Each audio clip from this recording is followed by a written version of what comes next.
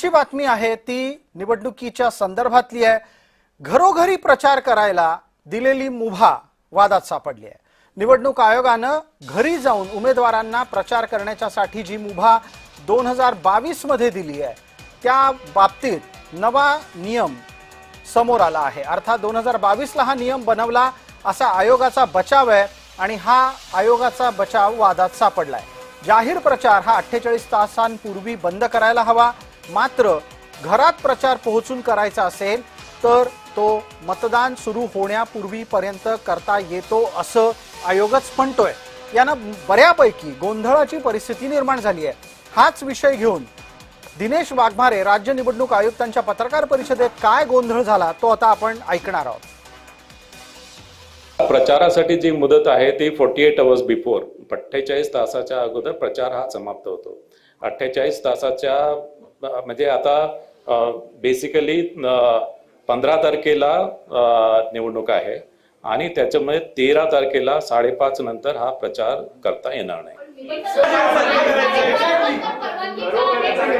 जी 5:30 ची मुदत आहे, 5:30 ची जी मुदत आहे, 5:30 नंतर प्रचार करता येणार नाही। ती मुदत जाहीर प्रचाराच्या संदर्भात आहे। नियम जो आहे, नियम हा जाहीर प्रचारावर नियम आहे। नियम जो 5:30 चा नियम आहे जाहीर प्रचाराच्या संदर्भात आहे। जाहीर प्रचार करता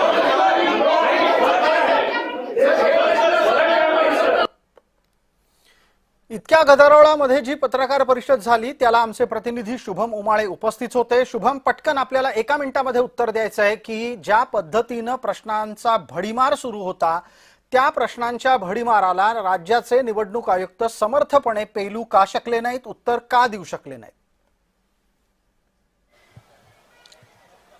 अर्थातच प्रसाद सर, ज्या पद्धतीने पत्रकार परिषद झाली त्यावर ज्या पद्धतीने प्रश्न उपस्थित झाले पत्रकारांकडनं मी देखील विचारले होते, पण त्यामध्ये कुठेतरी उत्तर नव्हते।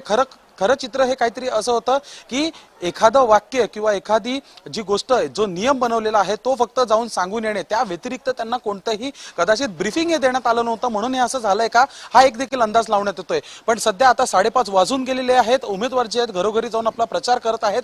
परवा सकाळपर्यंत त्यांना जो आहे प्रचार करण्याची मुभा जी आहे ती देण्यात आलेली आहे। अर्थातच त्याच्यामध्ये काही नियम देखील आहेत, पण अर्थातच प्रचार जो आहे तो आता घरोघरी सुरू आहे। निवडणूक आयोगाचे सर्व अधिकारी जे त्या ठिकाणी आले होते ते कुठेतरी असमर्थ आपल्याला दिसून आले उत्तर देण्यासाठी। यामुळे कुठेतरी गोंधळाचं याच निमित्तानं खरं तर गोंधळ नेहमीच सुरू असतो निवडणुकांच्या प्रक्रिया राबवण्याच्या बाबतीत, आणि त्यात ही एक आणखी भर या वेळेला पडलेली दिसतेय।